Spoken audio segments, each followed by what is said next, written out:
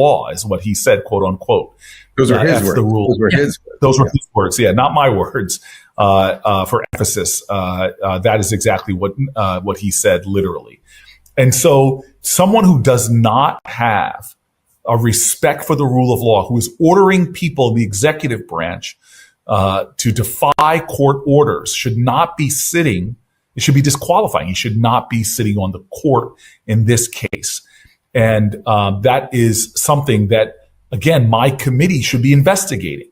When there's a whistleblower who makes these accusations, and then by bringing emails and text messages has receipts to show that this happened, the committee should be investigating these very damning charges.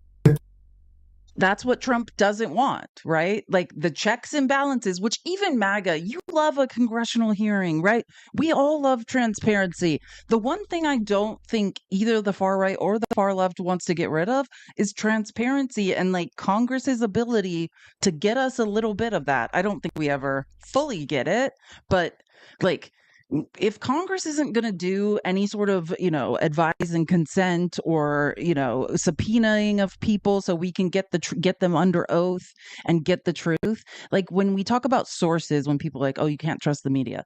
Yeah, like that, the media is a secondary source. Primary sources are when court documents, when people are under oath, under threat of perjury, right? The congressional record is one of my favorite. And what? I just got the same. I might have to restart my live. Hold on a second. Oh my God. What in the is going on? Why am I in trouble? Does that mean Does that mean I lost my appeal? I'm trying to decide if I should restart my live because I don't know. Did I finish this clip? I'm going to start playing. Okay, let me play the second clip. So this is one more thing about the Bove thing before we get into the fight. And I'm just going to go because I think how I did it, someone showed me to do it last time, is use my cell phone and then you can check the appeal status. So I'm going to do that.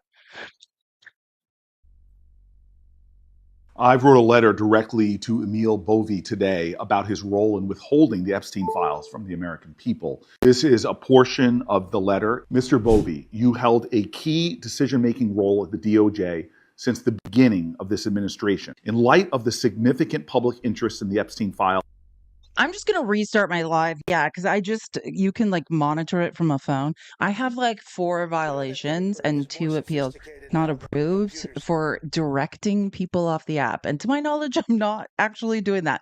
But I'm literally going to keep YouTube and Twitch on and just literally turn the live off and turn it back on. Okay, see you guys all in a second.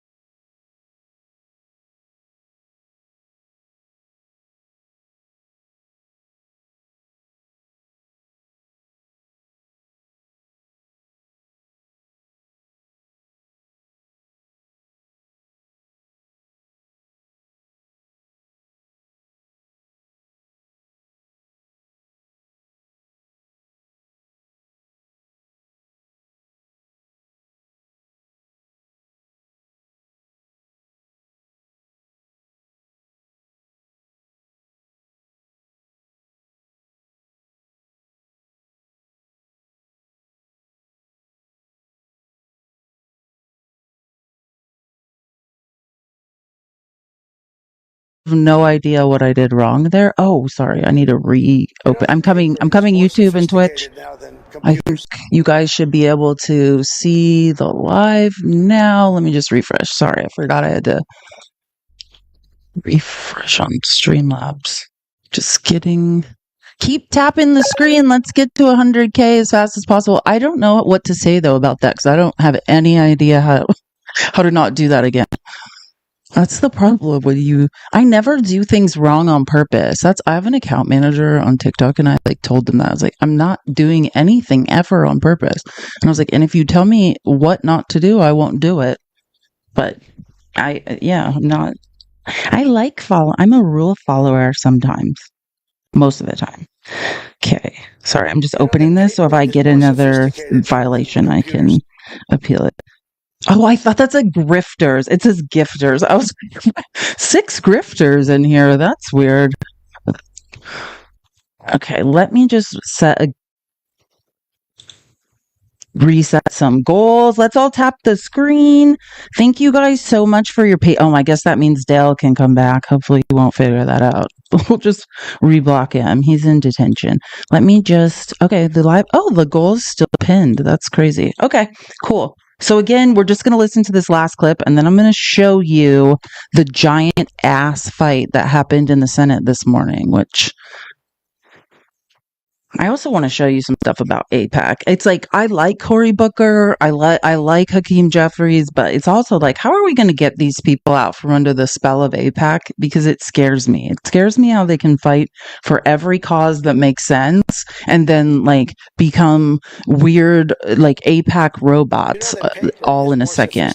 Like, I was going to wait till tomorrow. Tomorrow, I think I'm going to do a piece on Mom Donnie, because the way that, I don't know if you guys know this, but like Cory Booker, I'm just waiting for people to get back in here. If you're like, why are you starting a new conversation? I'm letting people trickle back in, and so we can get more people in before I play the clip again. Let's all, and tap the screen, share the live. Most importantly, I usually always hover around 500 subscriptions. If you would like to subscribe and or buy something from TikTok Shop, because we love TikTok Shop, and that's primarily what we do on this live, is talk about what we have or have not bought in TikTok Shop, because it's the greatest marketplace on the internet, and we love giving our money to TikTok. That's what we do every day, and I would never direct anyone to leave TikTok for any reason.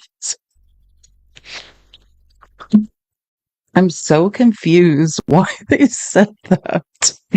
Okay. No one's ever leaving TikTok again. This is the only app we use online. So scary. I wonder if that's because I'm like, TikTok has a deal with Streamlabs, like where I push this live to Twitch and YouTube. So it's like, none of this makes any sense. But anyways, just while we're waiting for a few people to trickle back in and aggressively tapping the screen, maybe soon our hands will look like Trump's. Just want to say, I put together this, I think I have like 40 clips now on Mom Dami.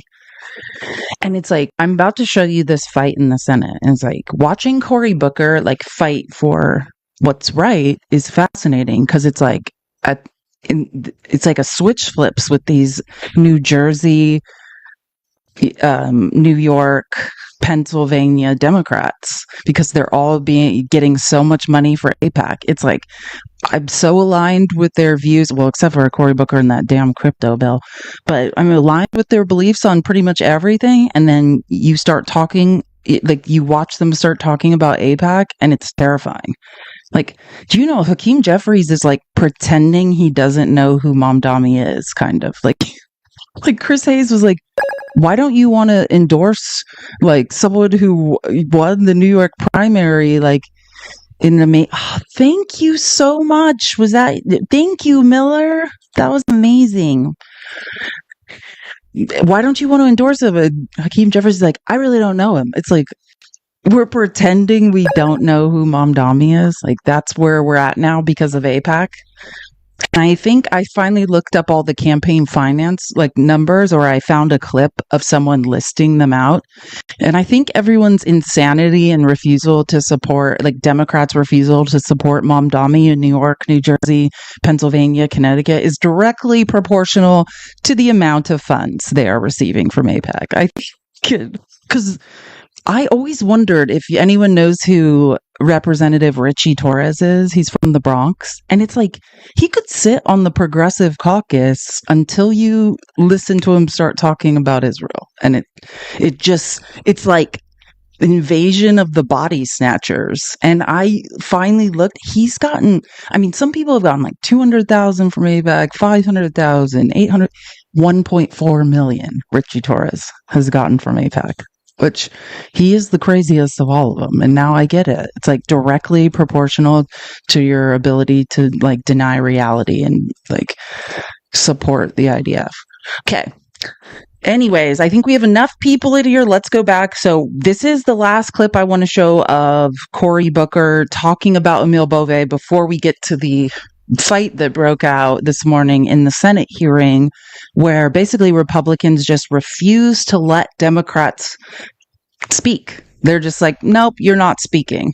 And Cory Booker lost his mind and was like, yeah, now we're just violating the rules of the legislative branch. We're violating the Constitution. Nobody cares. And I've never heard him talk like this because I don't like Chuck Grassley. You know, Chuck Grassley is the senior senator from Iowa. He basically has been in Congress since like 1980. I think actually that literally full stop. I think it's somewhere around there. He came on a covered wagon, and it was like Cory Booker's like pleading with him, like, you are not this person. I know you're not this person. It's like, what is going on?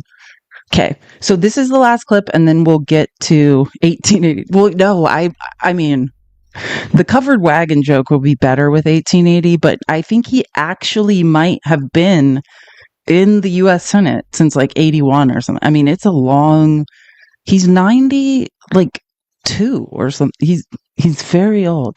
And the Trump DOJ and the FBI's Sorry, shifting. let me start it over. That's where I wrote a letter directly to Emile Bove today about his role in withholding the Epstein files from the American people. This is a portion of the letter. Mr. Bove, you held a key decision-making role at the DOJ since the beginning of this administration. In light of the significant public interest in the Epstein files and the Trump DOJ and the FBI's shifting positions on transparency and public disclosure, records and information relating to your participation in this matter are relevant to the Senate Judiciary Committee's ongoing review of your nomination to the U.S. Court of Appeals for the Third Circuit. Your involvement in the DOJ's review of the Epstein files is a matter of significant public importance given the contradictory statements by Attorney General Bondi concerning the existence of an Epstein, quote, client list and DOJ's stated commitment to transparency. Furthermore, it warrants scrutiny whether the DOJ intentionally withheld evidence related to the trafficking and sexual abuse of minors to protect certain individuals.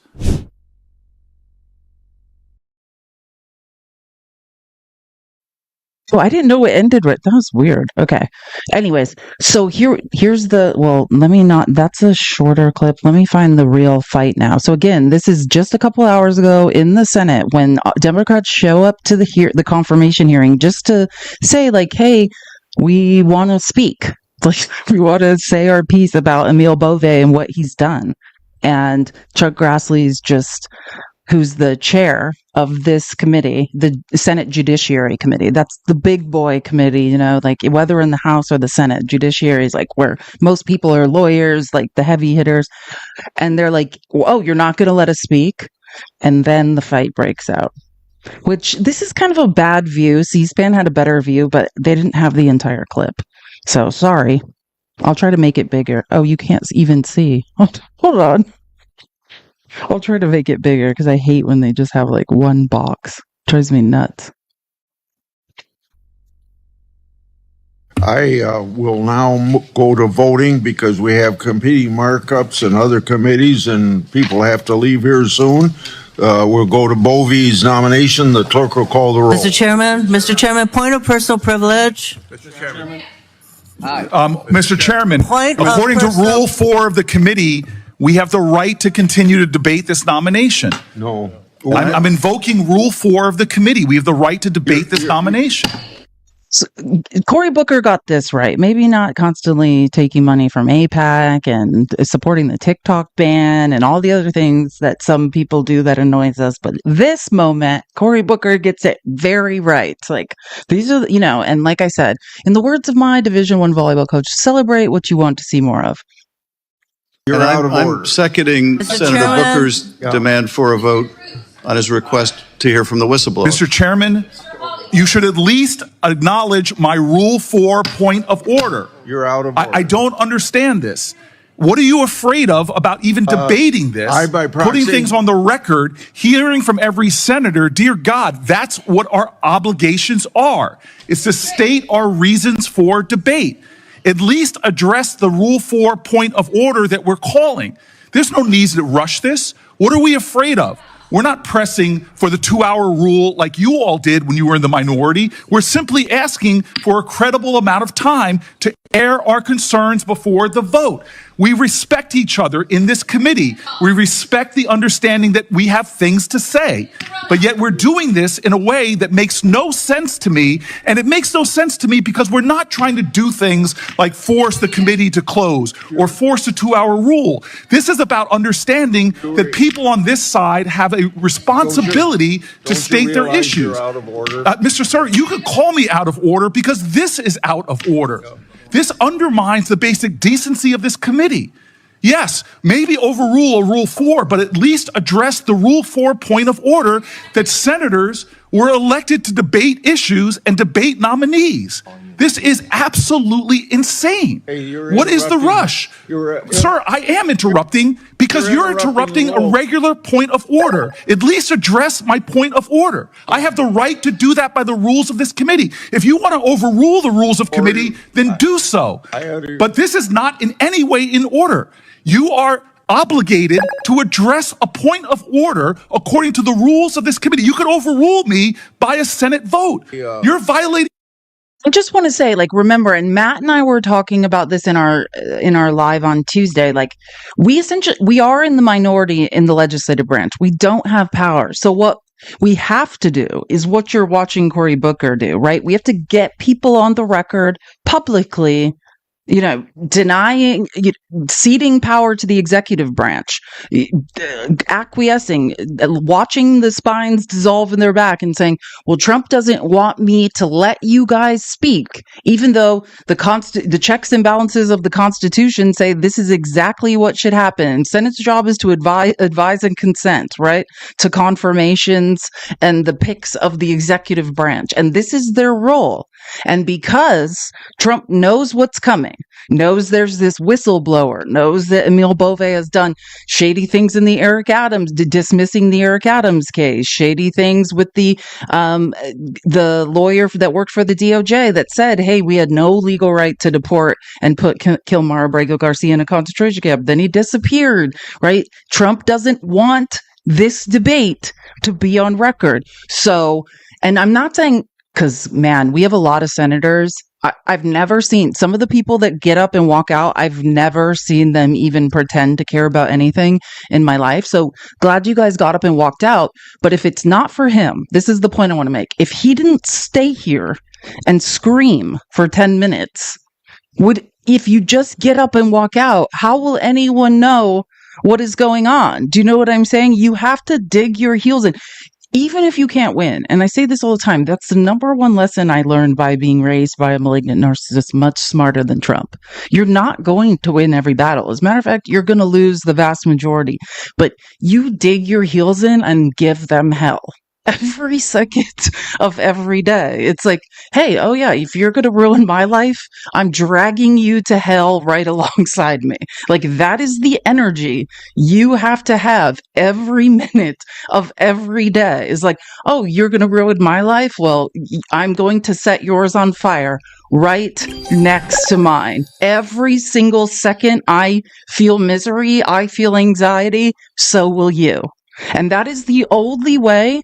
It's not that you'll ever get them to develop empathy or care. It's just they're like, God, this isn't worth it. This person is insane. Like that. And that's how I finally got my much smarter than Trump malignant narcissist mother to stop. It's like, she's just like, it's not worth it. She's insane. I'm like, I am. And that's what you have to do. So I'm proud of some people in the Senate for just walking out, but nobody knows why you're walking out. You didn't do anything. Why walk out? Chain yourself to your desk. Your own rules. The parliamentarian has been clear about this. The parliamentarian has been clear. You could overrule the rule, the point of order I'm doing, but you have to follow the precedents and procedures of this committee. This is outrageous that you're not allowing senators to have their fair say before a controversial nominee is being done. This is unbelievable. This is unjust. This is wrong. It is the further deterioration of this committee's integrity. With a person like this, what are you afraid of? Are you afraid of hearing from Chris Coons? From hearing from one of my colleagues? From hearing from Adam Schiff? What is the fear here? Have at least the decency to have a vote on my point of order regarding Rule 4. I have respect for you, Mr. Chairman. We've served together for more than a decade, but this is outrageous. This is unacceptable. This is wrong. It is wrong. And why? Why? What is the rush to take another half hour to listen to people? What is the rush? What are we afraid of, Mr. Chairman? What are we afraid of? I do not understand why senators can't debate a nominee as we've done when both sides have been in the majority to take the time. What is the thing that you are so afraid of from hearing from my Senate colleagues? This is a violation of the precedents of this committee. We're not trying.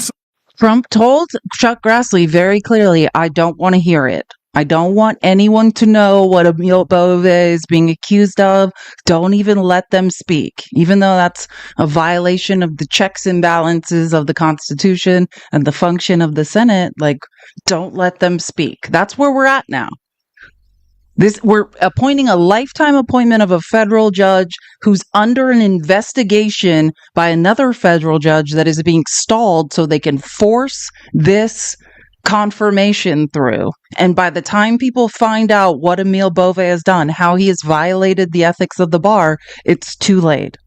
Stunt here to try to force a 2-hour rule like you all did when you were in the minority. We just want to be heard before a controversial vote.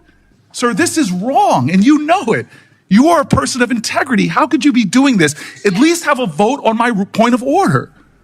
Sir, with all appeals to your decency, with all appeals to your integrity, with all appeals to past jurisdiction and past precedent, why are you doing this? This is outrageous. This is a kangaroo court. That's all we have here, This Mr. is Chairman. wrong. To violate your own rules without going by the mandates of the parliamentarian. This is unbelievable.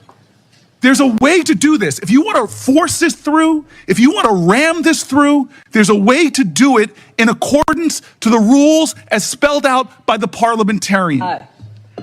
It is simple. It is clear. There's a pathway to achieve what you're trying to achieve. But sir, this lacks decency. It lacks decorum. It shows that you do not want to simply hear from your colleagues. This is absolutely wrong. And sir, this is to me one of those moments where we are not showing common respect for each other on both sides. I have sat here when we were in the majority and listened to my colleagues' arguments, listened to their passionate statements, and then we voted. This is not that. This is us simply trying to rush through one of the most controversial nominees we've had under this presidential administration. Sir, Just to answer people's questions, yeah, they're not even trying to take more than 2 hours. It's not like they're like, oh, can we have extra rounds of questioning? Like, they're literally just saying, we just want to speak. Like, this is the Judiciary Committee. Our job is advise and consent, like, and question the president's confirmations. This is our job. And why won't you let us speak on the congressional record? Like, this is our dissent, right? Like, when I say, hey, MAGA, you're on the wrong side of history, this is what the congressional record is, how people now, decades from now, will know, like what the minority was saying, that people were fighting against authoritarian fascism, people being sent to concentration camps, violations of the ethics of the bar, violations of the Constitution, the consolidation of power in the executive branch. And now we're at the point where Republicans don't want it on the congressional record. They don't want to allow people to speak. And if you're listening and you're in Iowa I hope he's not. I hope a 92-year-old, however old, brother Grassley is at this point. I hope he's not running again. But I mean, for the love of God, he's about to do a Dianne Feinstein to sign away power of attorney while he's still, one of the 50 people making decisions for states of this country. But if he tries, you need to get rid of this guy. God bless America. You are a good man. You are a decent man. Why are you doing this? What is Donald Trump saying to you that are making you do something which is violating the decorum of this committee, the rules of this committee, the decency and the respect that we have each other to at least hear each other out? I've sat through so many long speeches of my colleagues. That's the question. What is Donald Trump doing and saying to you? Like that. I mean, that's it. What is happening? What did he say to you that you would say, hey, we can't even give you guys a couple hours to speak. You guys can't have a couple minutes each to speak. What is Donald Trump doing to you to make you do this? Heard their objections. Listen with sincerity to try to see what their arguments are. But we are not doing that. Sir, this is wrong. And you know it. There are some people on this committee who are the least brand people, and they've walked out. Some of the least controversial people in the Senate, some of the people that worked the hardest to find bipartisan common ground have just walked out of this committee. And you don't even seem to care, but I know you do. I know your heart, Senator Grassley. This is wrong. I know the kind of person you are, and you know this is wrong. I don't know Senator Grassley's heart. That's why when I got to this, I was like, do tell. What kind of person, if Senator Grassley's not a bad person, can you tell me about it? Because he seems to not give a shit about women, children, or any, go against his word on the reg. Like, I would like to hear more about what's in his heart, because I've never seen it reflected in his voting in Congress.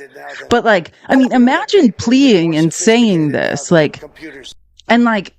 Sheldon Whitehouse has walked. Sheldon Whitehouse is the kindest, most bipartisan, long-suffering person, in the Senate. I get what he's saying, but I'm like, do we know Chuck Grassley's heart? Are we sure? This is not necessary. What is another half an hour to allow senators to be heard? It's what the Constitution mandates. It's the ideals of the United States Senate. The world's most deliberative body should take a decent amount of time to deliberate. But here we're not doing that. Here we are jamming this through with some sense of false urgency. It's one thing not to hear from whistleblowers. It's another thing not to hold another hearing, but to not even allow my colleagues to have their moment to speak against this justice is just wrong. And I know you know this. I know you know this. The only time this rule has ever been overturned by both parties was done when one minority was trying to pull some stunt to stop the committee from hearing. This is not that. This is not the 2-hour rule. This is a basic element of the ideals of this committee, sir. It is the basic understanding of having debate and deliberation. It's a basic understanding of we can listen to each other even if we disagree, that we should have time and space and a forum to listen. Sir, this is just wrong in every way. It is wrong in every single way. This is an abuse of power. It's an undermining of the well-being and the integrity of this Senate and this committee that I for so long, I've been so honored to be a part of.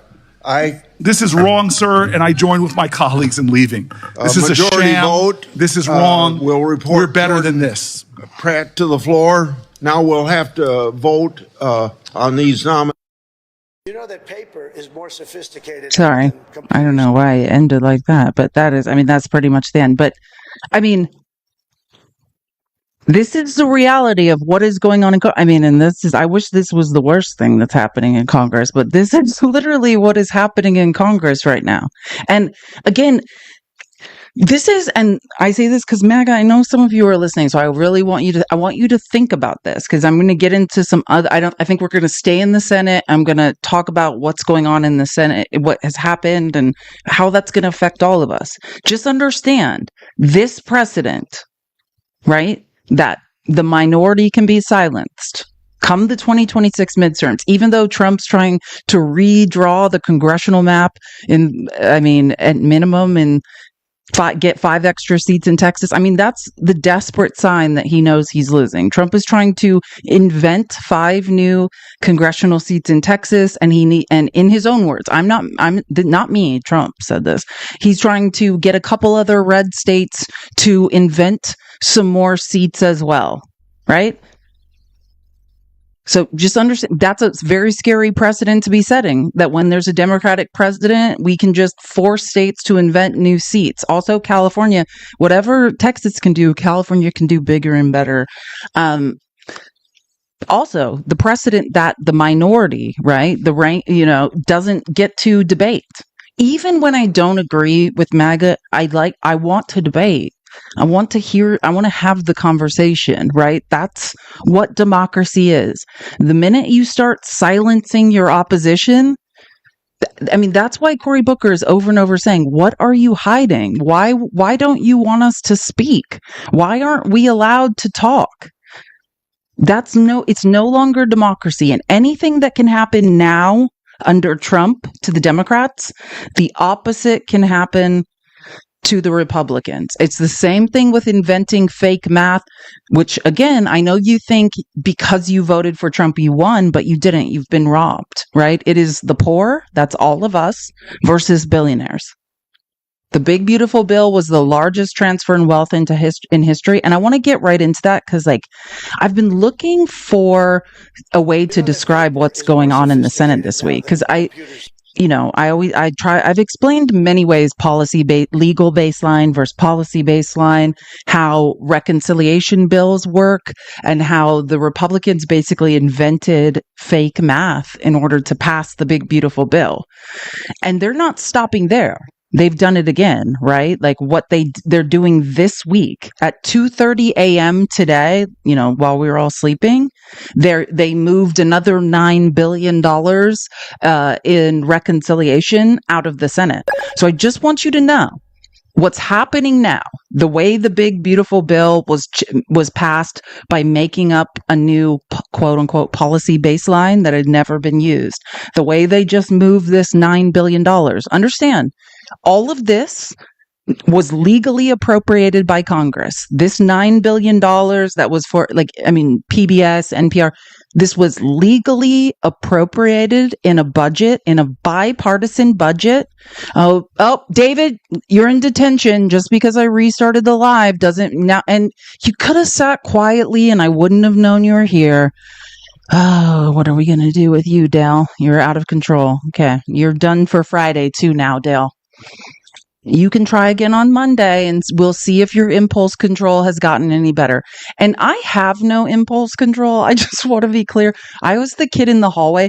They took a refrigerator box and cut it in half and put it around my desk in the hallway because I was even distracting people in hallways.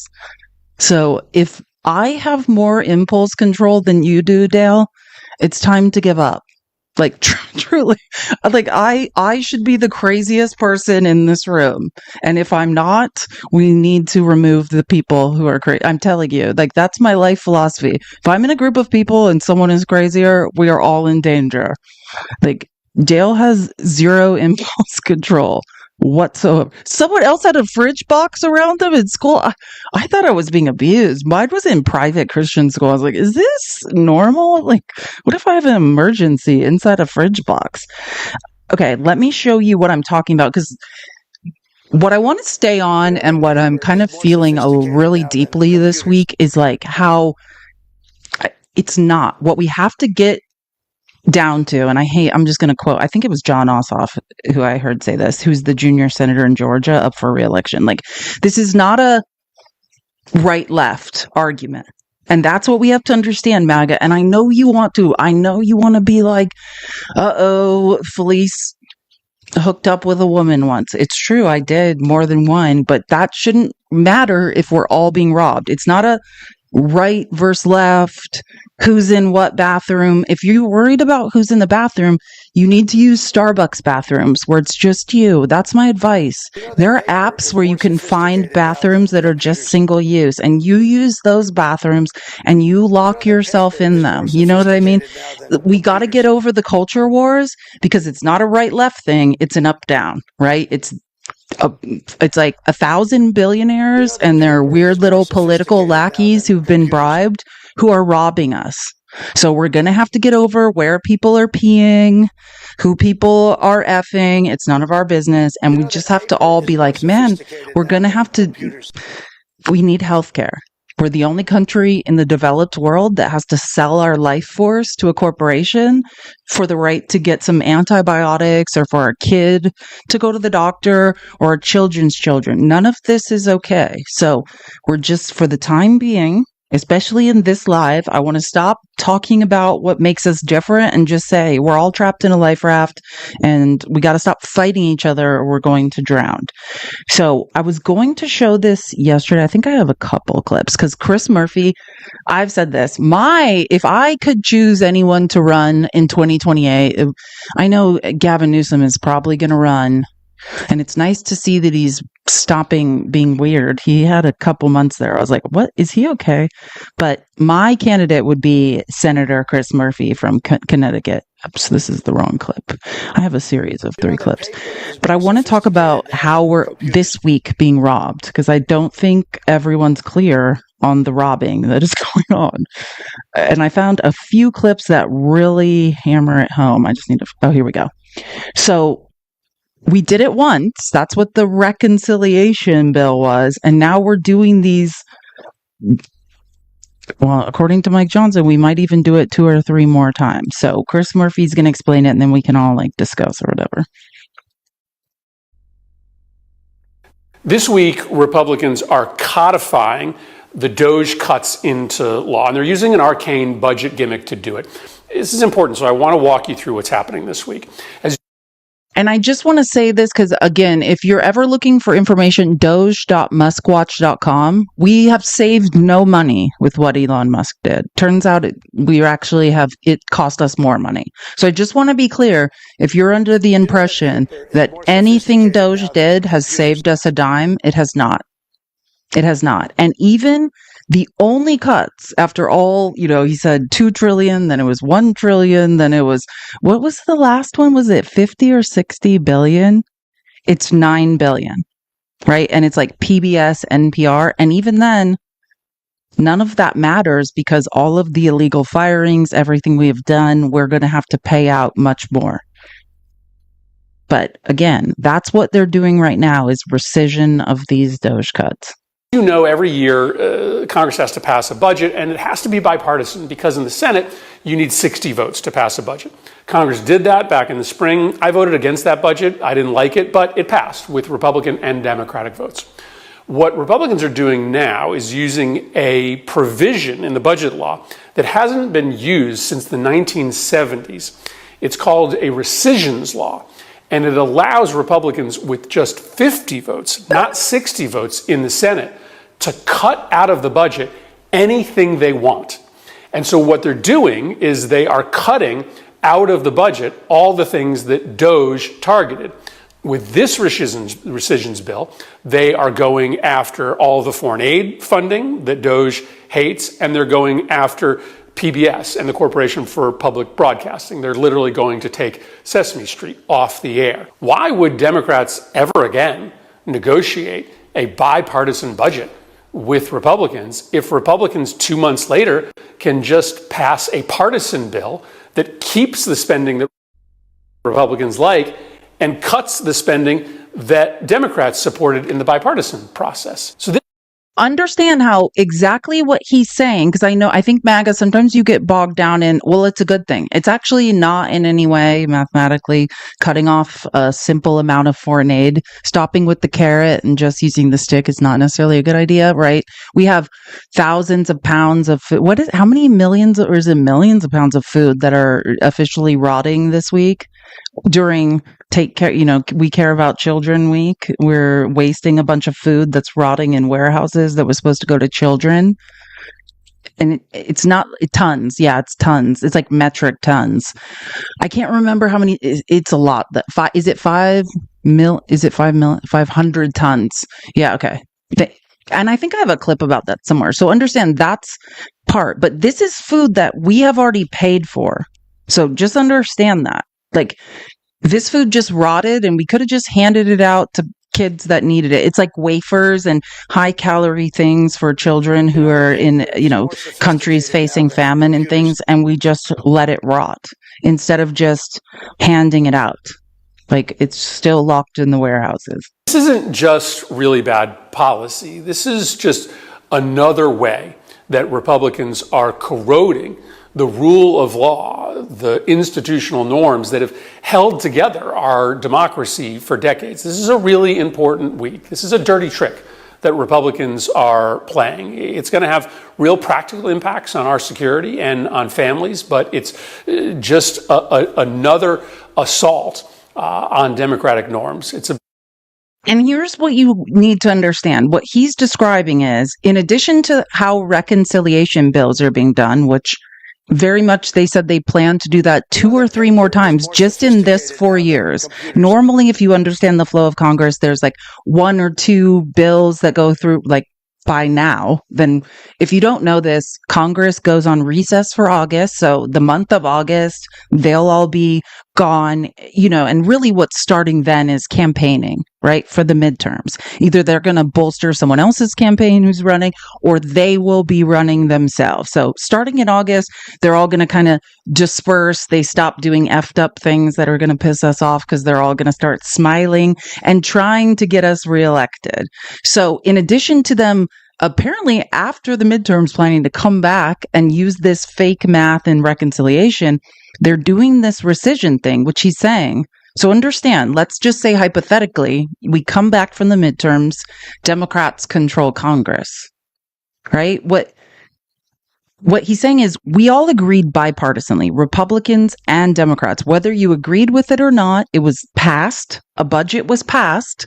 And then he's saying they're using a law and setting the precedent that, hey, even though there was a bipartisan agreement and funds were legally appropriated and moved out of Congress, that they can just, it's not binding. You can just change it. You can just claw it all back, say, never mind, we changed our minds. So, and just picture this. We're setting up a stage where why would either party, Democrats or Republicans, ever agree to anything again if it can then just be upended and changed? Same thing with the reconciliation bills. We can use reconciliation to bypass the Senate filibuster and force anything through we want, funding anything we want. That's what we've watched Republicans set the precedent for.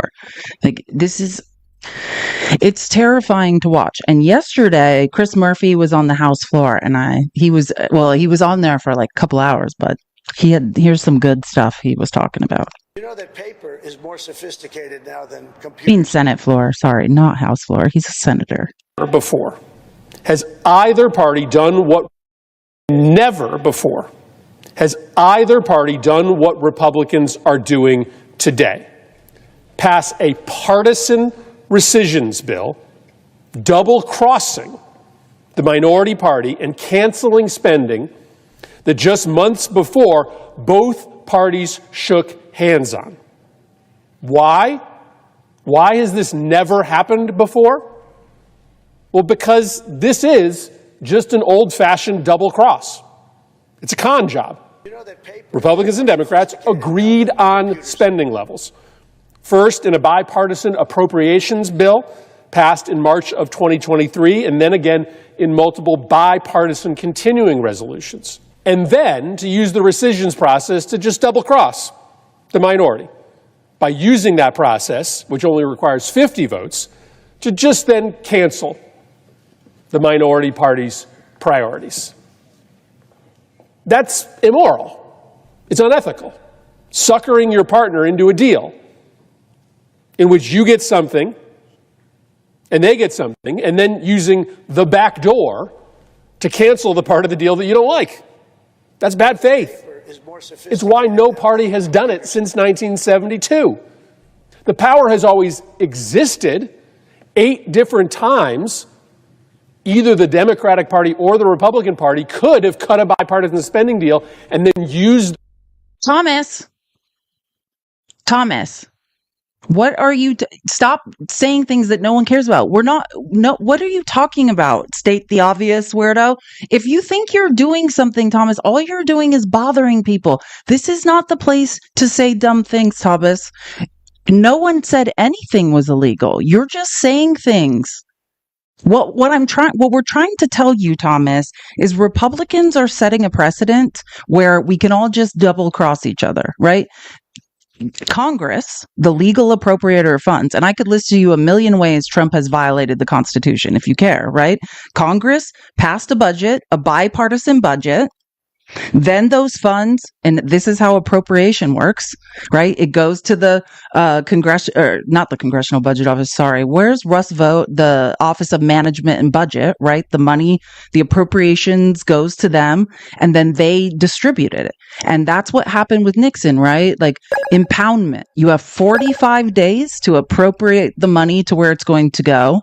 Right? Like when Biden was kind of like withholding weapons from Israel. That's an example because you don't necessarily, you're like, I don't know if I want to fund a G-side, but legally, as we learned in the Nixon era, you can't withhold funds. That Trump's first impeachment was for withholding funds illegally over the 45 days. There are so many ways that we are violating the Constitution, violating law, violating checks and balances. But this situation we're talking about right here is less about if you can find an obscure law to go back on your word. The point is do we want to set a precedent that we just, let's say, when you're no longer in control, you're in the minority, Democrats have control of Congress, we promise you a bunch of things and we say, hey, let's come up with a budget together. And we say, you can have these things that you want. Here's some cuts. You guys need some things. That's how negotiation works. It's give and take. We need this. You need this. We agree upon it. And then basically we just say, just kidding. And we take it back. That's what we're talking about. We're talking about if we want to set a precedent where Congress appropriates funds, we sign a budget, and then you just say, never mind. And you use some obscure law from like early 1900s to just say, just kidding, and claw back appropriated funds. Because just like it's happening now, this will then be used against you in the future to fund things you don't necessarily want to fund. The question is, when a bipartisan agreement to fund the government is agreed upon, should we set a precedent where we just betray each other on it, depending on who is in power? That's the question. Or should we just, when Republicans and Democrats negotiate, or hopefully in the future we move to Scandinavian democracy where there's many parties, I think that would be much healthier. When we agree on things, should we stick to them? It's not a matter of you trying to get at people in the comments and like do a gotcha. It's just like, hey, should we be decent people or not? Like, that's the question. And if you don't know that Trump has violated the Constitution left, right, and center, then I think you need to read the Constitution. I think you are not aware of what's happening. But that's not really the question.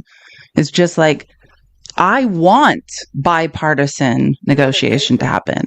I want, even if the Republicans are in the minority, like I want to work together. I want I want everyone to get a little of what they want. I think that's how America should work. Rescission's power to just cancel the parts of the deal they don't like, but it's never happened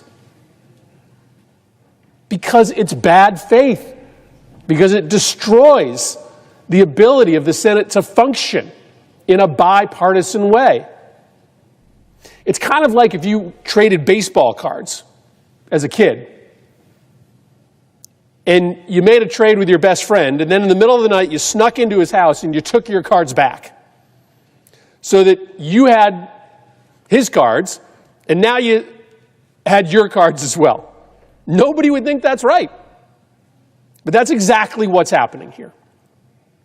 It will become hard maybe even impossible, and Senator Tillis laid this out very well, to write a bipartisan budget ever again, because the minority party now knows that they can get double-crossed. Before anyone, we just all drag our feet. Like, no one will ever agree to anything again. Like, this is not, I mean, if we're no longer going to be decent people, if you want to march toward fascism, cool. But otherwise, why not just do what we say we're going to do? I think that would be a good idea.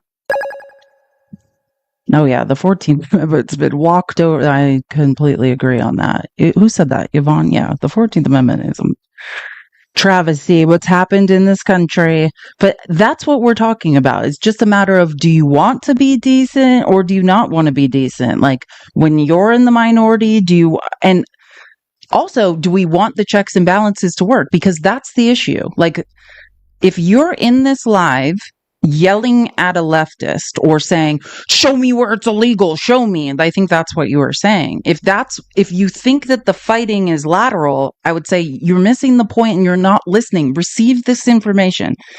The fight is not left versus right. The fight is us versus them, right? The big, beautiful bill was the largest transfer of wealth to the top of the economy in a single U.S. bill in history. All the deregulation is a trickle up economics. What we are seeing is a consolidation of money and power at the top of the economy. If you, for some reason, believe because you voted for Trump that you haven't been robbed, I would just say check the math, because you have. Unless, and I say this seriously, unless you happen to be a billionaire, because I have met one on TikTok. So unless you actually are a billionaire, then I stand corrected. You're on the right side of, your point makes sense. But this is not a left versus right anymore. It's not who's in what bathroom, who's praying to what God. There's 1,000 people who seem, or however many billion, we have like 88 billionaires in this country or something. They seem to want to continue to rob us. And that's what we need to be concerned about, is money inside of politics and how to get it out. As long as it takes $2 billion to elect a president, we're effed. As long as K Street can exist, that's the street where all the lobbying firms are, we're effed. Trump has not drained the swamp. He's grown the size of it. Our attorney general is a lobbyist, a lawyer for lobbyists. She lobbies for foreign nationals, lobbying on U.S. soil. I don't think you understand what's going on here. This is us down here versus a few very rich people who have consolidated all the money and the power in this country. So we got to stop fighting each other and just find whatever we can agree on, because that's where we're at now. We're in a very scary place. Okay, I have so many things I need to talk about today, and I feel like we've gotten basically nowhere. Hold on, let me just decide where I want to move to. I want to get to a lot of Epstein stuff because I did collect a lot of information, but I want to show, I always bring up some data on like sentiment and stuff, and I like how Harry Ent uses data. It's one of the only good things on one of the only parts of for-profit media I still can stand or on CNN is when they just talk about, if you're doing a mathematical model, I can stand it. So I want to show, first of all, Harry Ent talking about math, statistical analysis of what's happening to Trump this week. What a massive unforced error by the Trump administration. Donald Trump would love this story to go away, but in fact, interest is climbing higher and higher, to quote Jackie Wilson. Look at this. Google searches for Epstein up 1,200% this week versus last. And get this, it is currently the top topic search with Trump on Google alongside his presidency. So Donald Trump normally, leans in stories in which there's controversy, like tariffs, for example. This is a story in which he's trying to get away from, basically saying, why is anyone still interested in this story? But the bottom line is people are very interested in this story to historic degrees, at least this week. Give us some perspective. You see that 1,200 number about other stories in comparison, how people are viewing this one. Yeah, okay. So, I mentioned tariffs earlier on, right? Epstein has been Googled a lot since Monday. He has actually been Googled 1.4 times as much as tariffs has been Googled. And that is, of course, a huge news story. How about Grok, which is another insane news story this week? I mean, my goodness gracious. But in fact, Epstein has been Googled 2.5 times as much as the Grok story has been Googled. So the bottom line is this is a story in which there's a lot of interest. And it's one of the few stories in which both Steve Bannon and Elon Musk are going after Trump. At least the Trump administration, he's managed to bring together two parts of the administration or two parts of the fan base that have normally been against each other. Yeah, you can bet on anything, and this proves it. What are you seeing as far as whether or not people think that they will actually release these Epstein files? Yeah, I know my buddy Vin from Jersey would love for the Trump administration to release more Epstein files. But get this, Trump releasing more Epstein files in 2025. This is the betting market odds. You go back 2 months ago, it was 43%. You go back even a month ago, it was 39%. But now it's just at 20%. I think that there are going to be a lot of the normally MAGA fan base who are going to be very disappointed. And this is all a self-inflicted error by Trump and the Trump administration. Many in the administration were pushing all these conspiracy theories, promising bombshells when they got into office, and nothing. It turns out what goes around sometimes comes around when you push conspiracy theories. That is true. All right, Harry Enton, it is a pleasure. What a massive unforced error by the Trump administration. Donald Trump would love this story to go away, but in fact, interest is climbing higher and higher.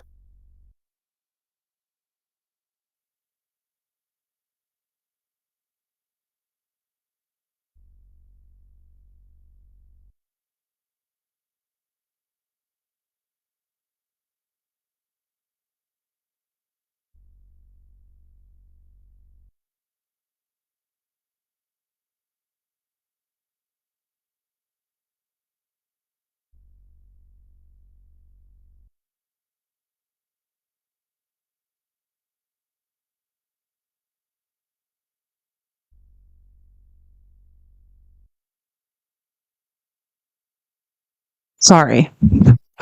It's hot in my house. I had to change my shirt. I'm so hot. I feel like I'm dying. Okay. Anyways, yeah. So I wanted to start with that because Trump is underwater in every poll in this country, including Rasmussen, which he loves. And now I'm going to go to the beginning of oh my God, I forgot about this. You guys are going to love the stuff. I forgot how good this presentation is because I was watching so many depressing things at the end. So Jasmine Crockett was doing some appearances yesterday. I love her. She's absolutely the best. Okay, so Jasmine Crockett I think she was on like 3 channels last night talking about Trump and the Epstein stuff. Man, she's the best. And this bob she's rocking is everything.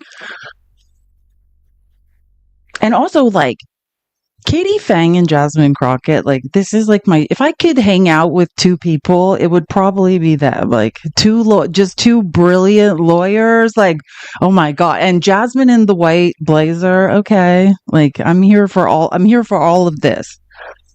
Yeah, listen, this is yet another promise that he made and a promise that he broke. And this goes to the lack of transparency that we consistently see with this administration. Basically, they want to tell you what it looks like to be transparent without actually showing you real transparency. And, for him to say he's a non-factor, he never really was, when we can go and find pictures and pictures and pictures of the 2 of them together, that's a very interesting concept, right? This idea that like he's a non-factor. Well, why were you hanging around with non-factors, Mr. President? Like, what was that about, right? Like, honestly, I think that he's making it worse by deciding that all of a sudden, now that he seemingly is privy to everything that is in the files, now it's a matter of, I don't want to release it. So long as he was on the outside, I guess he just wasn't confident in the investigations and did not think that there was anything that necessarily linked him in, even though we know that there's video footage of people that were young at the time stating that they may have engaged in sexual activities with the president at some point in time. Even though, as you mentioned, this is somebody that was found liable for sexual abuse. This is someone that when it came down to the Miss USA pageants, there were concerns about things that he was doing with the young ladies and that kind of stuff. He is overall a creep. He said it about the Teen USA. But he's the one that said, like, oh yeah, you just walk in while they're changing. Like, it's not even. I mean, I'm sure other people were concerned as well, but I mean, Trump said that. Like, this is what I do. You just bust in while they're changing. Yeah, like that was Trump. This is someone that when it came down to the Miss USA pageants, there were concerns about things that he was doing with the young ladies and that kind of stuff. He is overall a creep. Like, we know he's a creep. The question is he also a criminal in that way as well? And the fact that he is so adamant about not releasing. Julian, don't call Trump a liar. He's the one that said it. What are you talking about? Trump said that. That's what Trump said. Are you saying Trump lied? That's what Trump said. I just said something he said. Like, and Julian, please don't start saying crazy things that you don't know whether they're true or not, because he did say that. He said a lot of things. If I could play on this live all the things. Oh yeah, it's so funny. Gail said play that video. I could play a lot of things on this live. I have Katie Johnson, when she finally they obscured her voice and face and she talked. I can't play any of that on TikTok. Was anyone here yesterday when I almost got banned? You can't play this stuff on the internet. It's not good. Yeah, what I'm trying to do is just encourage people. If you're oh, he never said that. I don't know what you're talking, I've never heard that. I don't know about that. Just go look it up. Just Google. This is not stuff that's hard to find. And especially I don't suggest for anyone's mental health, they hang out on X.